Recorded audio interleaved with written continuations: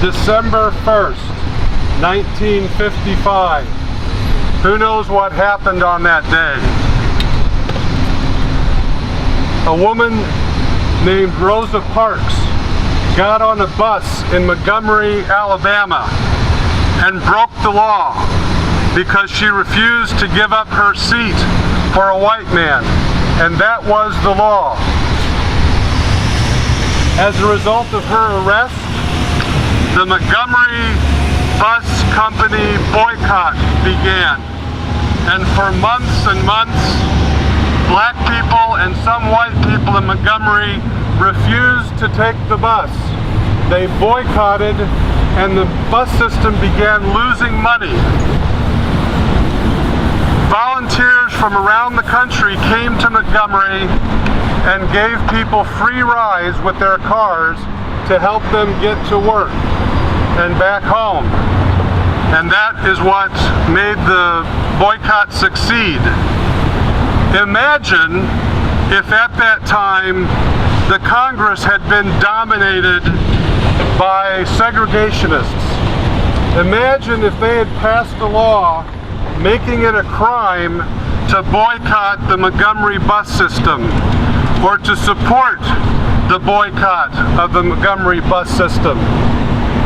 Rosa Parks would have gone to prison and not just spent a night in jail. People who came to help would have lost large sums of money and their freedom. But that didn't happen. And that incident led to the civil rights legislation of the 1960s. And without the Montgomery boycott succeeding, that legislation may never have passed.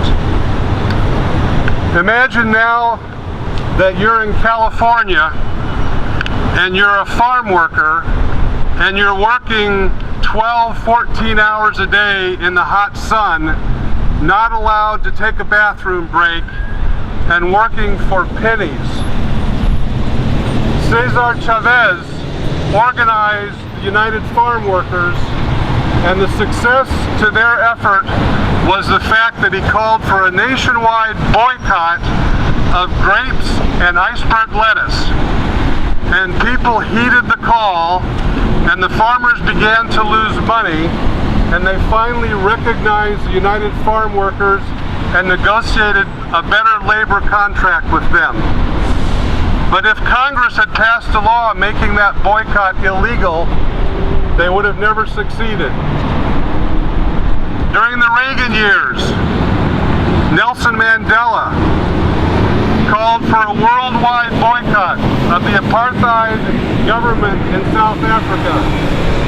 The Reagan administration did not support that boycott, but many Americans did, including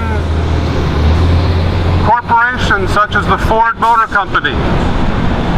And the boycott in South Africa succeeded, and Nelson Mandela got out of prison and became the first president of a post-apartheid South Africa. Now we have a military occupation of Palestine that has been going on longer than the age of 2/3 of the people who live in that region. Daily life is horrible, and it's clear why that's happening. We know that it's unjust, and we have heeded the call for the BDS movement to boycott Israeli concerns that support the occupation. And yet, there is a bill in Congress, Senate Bill 170, that would criminalize participation in this boycott. And I'm sad to say that both of our Connecticut senators and most of our congressional delegation are co-sponsors of that bill. Now, back when Dick Blumenthal was the Attorney General, I worked with him on anti-drunk driving programs.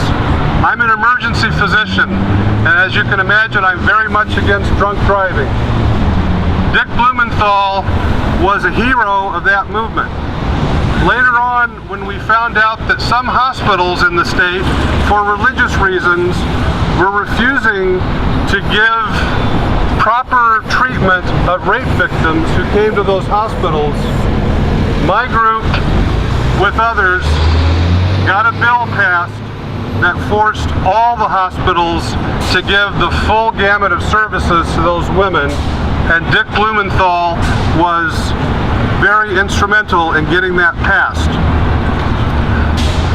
At the same time, when State Senator Chris Murphy was the co-chair of the House and Senate Public Health Committee here in Hartford, I worked with him on a number of health issues, and he was very helpful.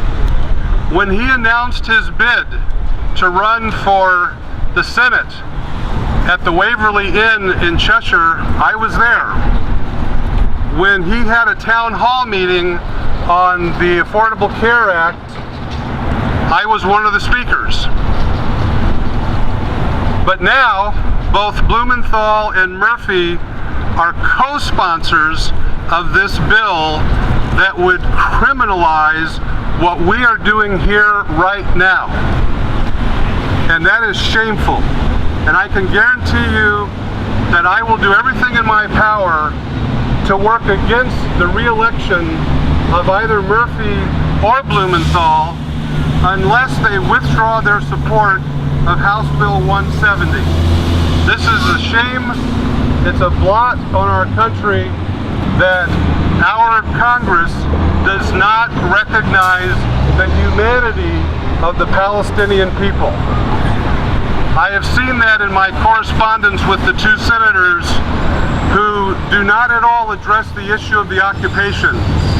They simply talk about anti-Semitism and the usual AIPAC arguments in support of a very aggressive military posture on the part of Israel and the United States.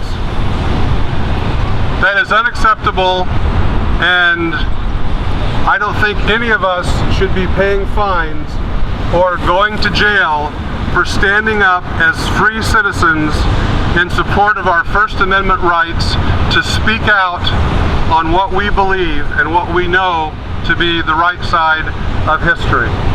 Thank you. All right.